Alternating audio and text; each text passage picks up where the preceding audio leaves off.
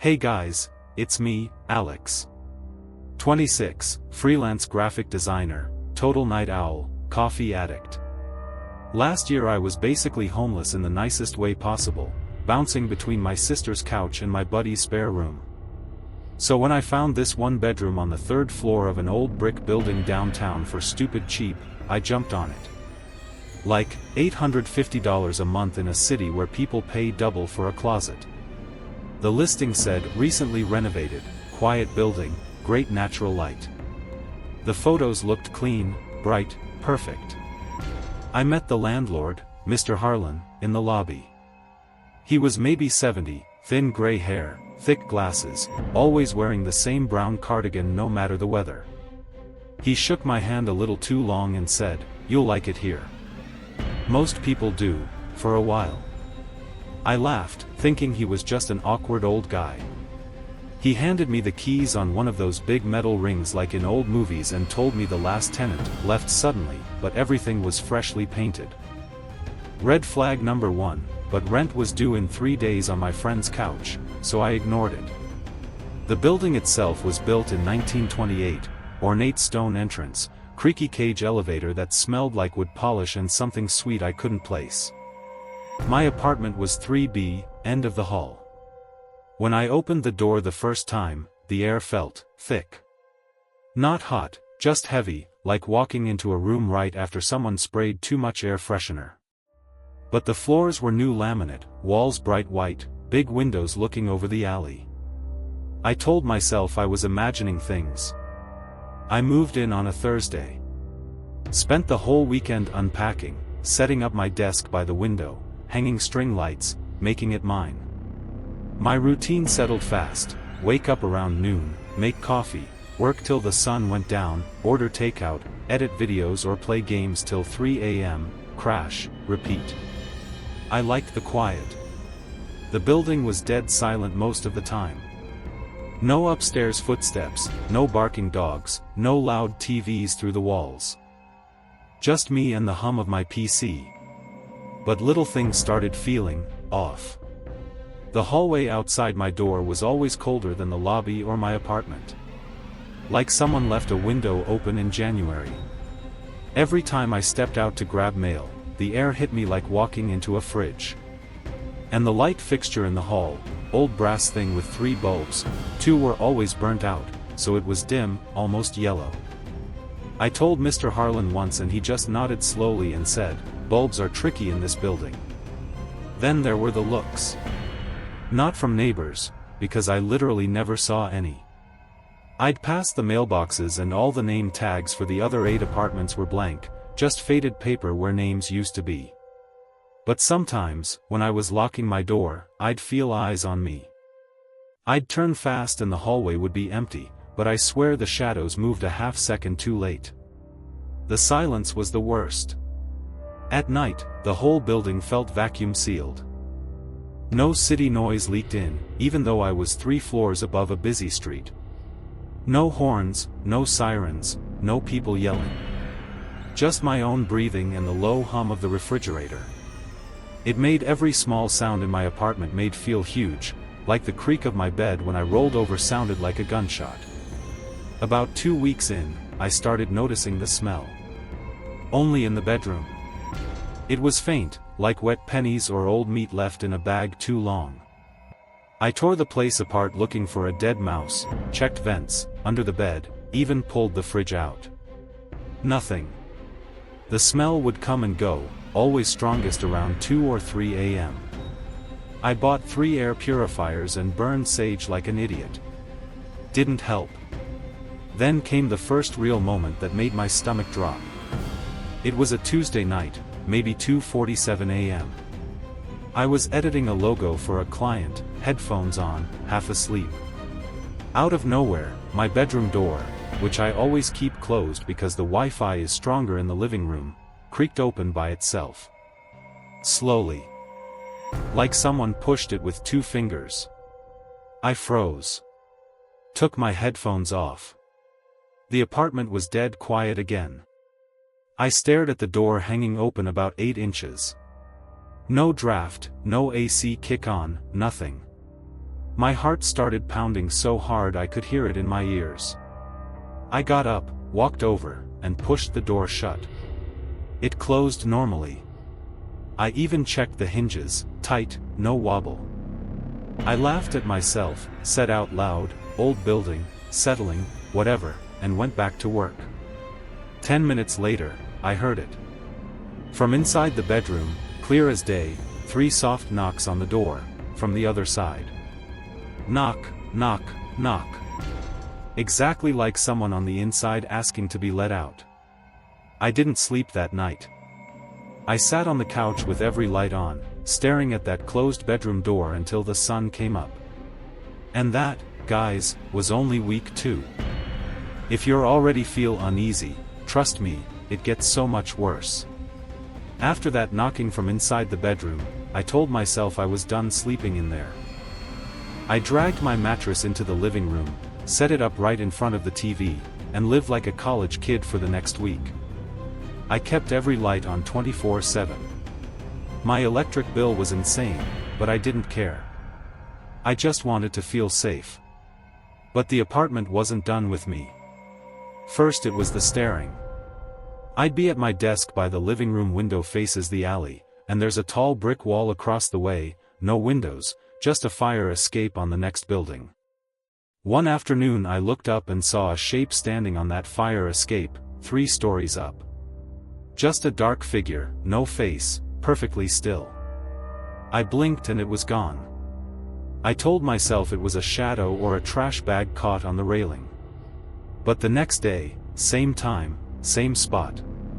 Same shape. Watching. I started closing the blinds all day. That made the apartment feel like a cave, but at least no one could look in. Or so I thought. Then came the messages. One morning I woke up to 17 missed calls from unknown number. No voicemails. I figured spam. But when I opened my phone, there was a single text from a number with no name: "You left the bedroom light on again."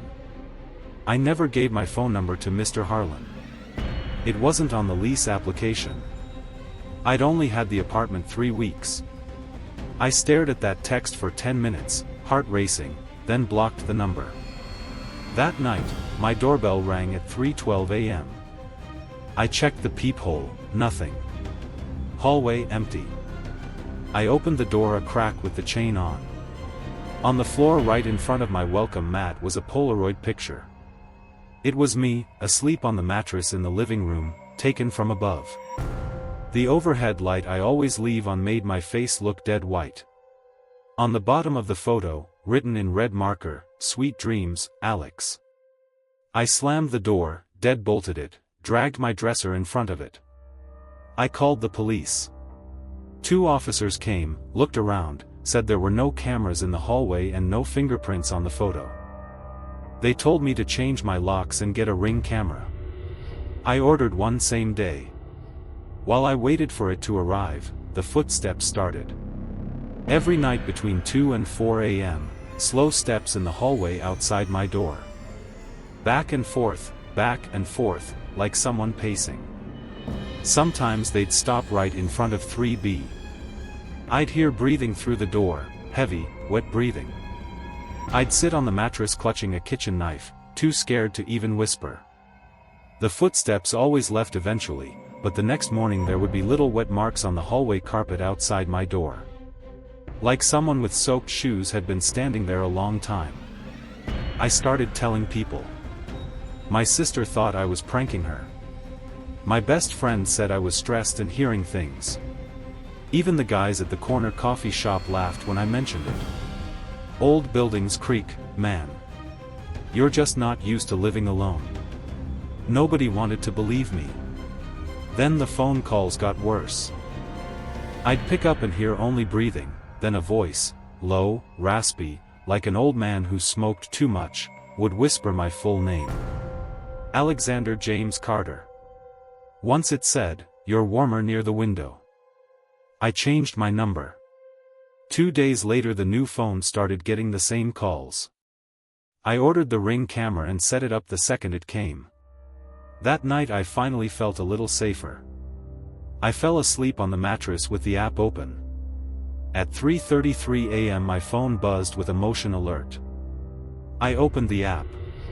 The hallway camera showed an empty corridor, except for one long, pale hand reaching from inside my apartment, out under the door, fingers stretching toward the lens. The nails were black and way too long. The hand felt around like it was searching for something, then slowly pulled back inside and the door never opened. I screamed. I called the police again. They came, watched the footage, went pale, and told me to leave for the night. I packed a bag and stayed at a motel. The next afternoon I came back to grab more stuff. The Ring camera was still recording. I checked the new clips. There was one from 4:07 a.m., after I'd already left the building. It showed my front door opening by itself. A tall figure in a soaked brown cardigan stepped out of 3B, turned directly to the camera, and smiled with too many teeth. It was Mr. Harlan. But his eyes were completely black, no whites at all. He raised one finger to his lips, then reached toward the lens. The video cut to static. When I scrolled to the next clip, the camera had been unscrewed from the wall and placed on the floor facing into my apartment. The last 30 seconds of footage showed my empty living room, and wet footprints walking straight toward the lens until the screen went black.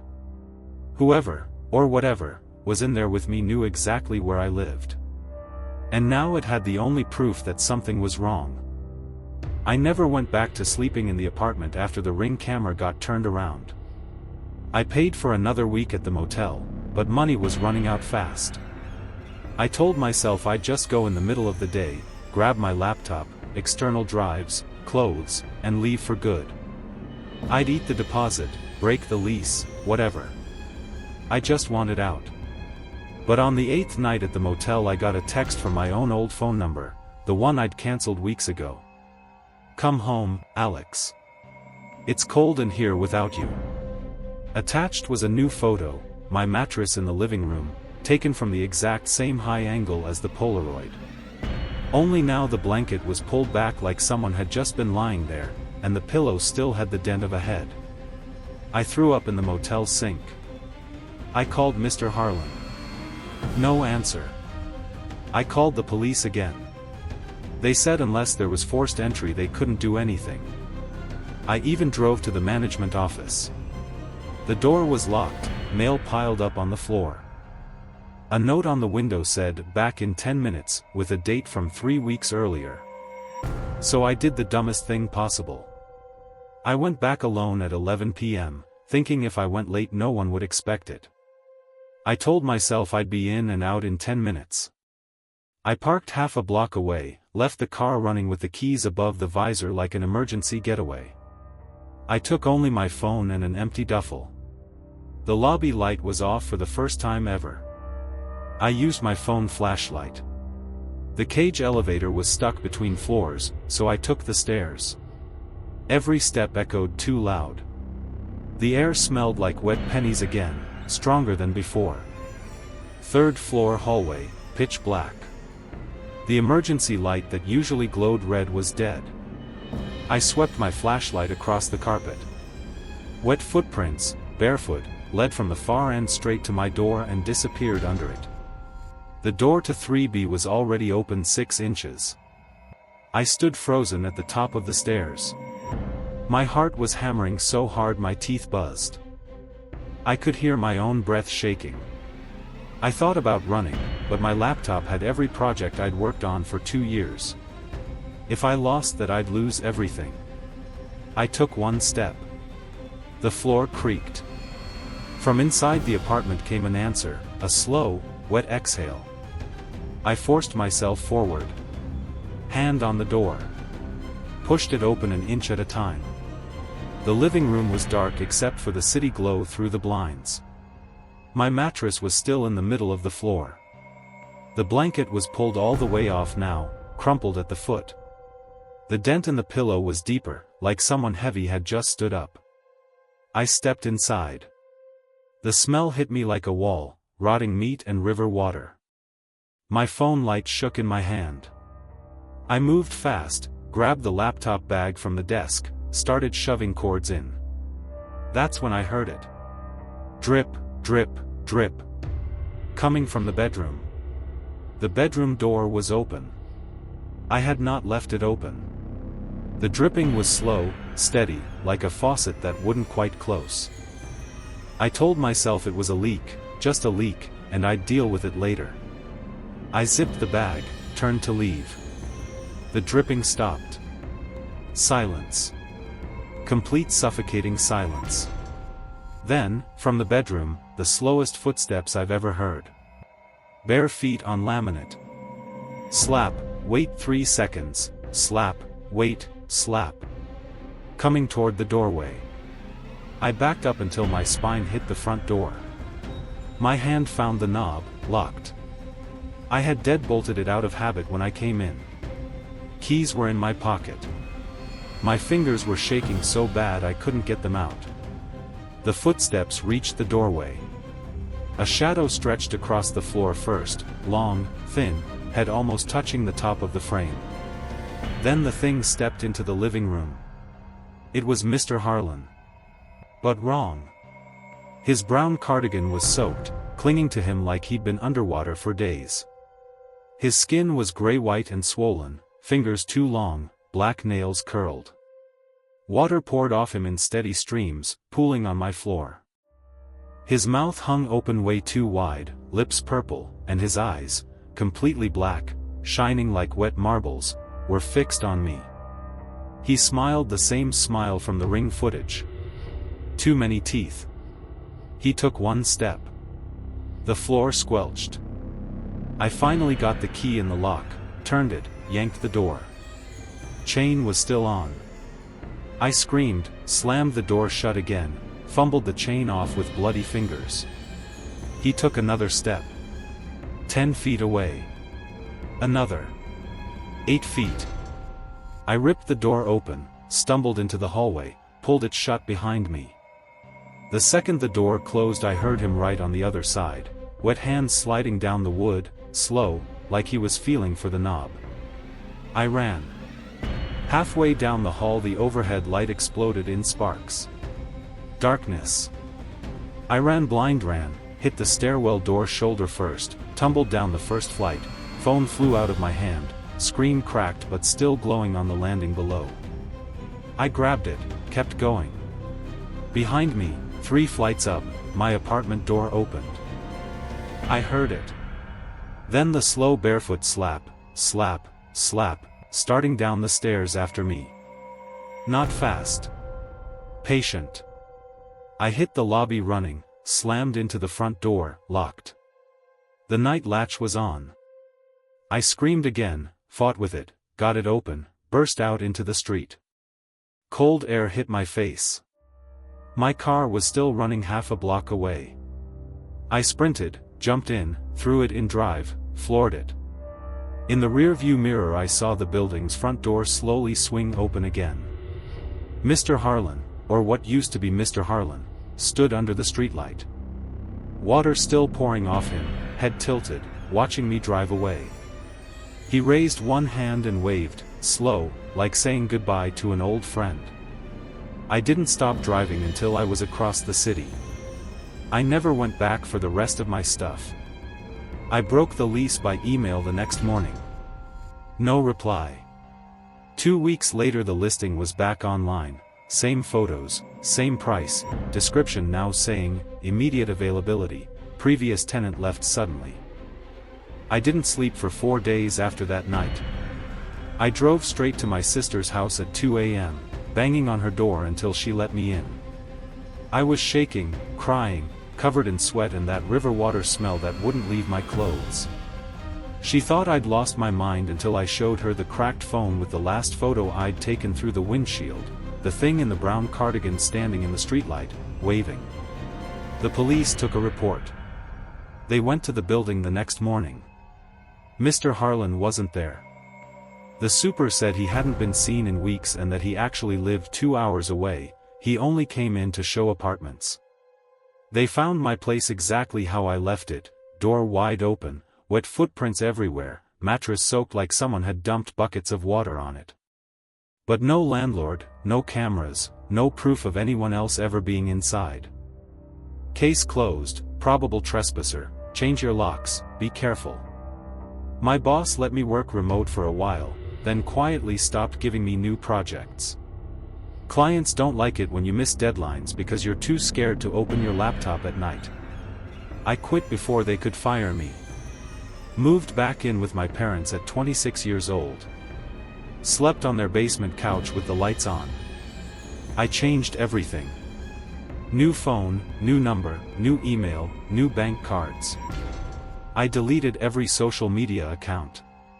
I won't walk past old brick buildings. I won't take the elevator alone. I check the back seat of my car every single time, even if I only stepped away for 30 seconds. I flinch when water drips too slow in the shower. I haven't eaten red meat since that smell got stuck in my nose. My mom says I look 10 years older. Therapy helped a little. The nightmares are down to 3 times a week now instead of every night. I can mostly function. I got a boring office job 2 states away, new city, new apartment on the 15th floor of a glass tower with security guards and keycard elevators. I told myself that was safe. For 11 months it actually felt safe. Then last week I got a new detail that broke me all over again. I was working late, walking to my car in the underground garage. The place was empty, just rows of concrete pillars and buzzing fluorescent lights. My footsteps echoed. And then, another set of footsteps started behind me. Slow. Bare feet. Slap, slap, slap, exactly the same rhythm from the stairwell that night. I didn't look back. I sprinted to my car, jumped in, locked the doors. The footsteps kept coming, circled the car once, then stopped. Nothing in the mirrors. No one on the security cameras when I checked the next day. But when I got home and took off my shoes, the right one had a perfect wet handprint on the inside, 5 long gray fingers wrapped around my ankle, like something had been holding on my foot the whole walk and only let go when I sat down. I haven't left my apartment since. I work from home again. All the blinds stay closed. I keep every light burning. This morning my phone buzzed with a text from a number that doesn't exist, just a string of zeros. It said, "New building is nice. Higher up means farther to fall. See you soon, Alex." Mr. Harlan, I looked out my peephole a minute ago. The hallway is empty. But there are wet footprints leading straight to my door, and they're still dripping. So here's the question that keeps me awake, the one I need you to think about. If every single tenant before me broke their lease early and ran, who's actually living in apartment 3B right now? And why does my new lease say, "Previous tenant left suddenly," in the exact same words? Sleep tight, guys.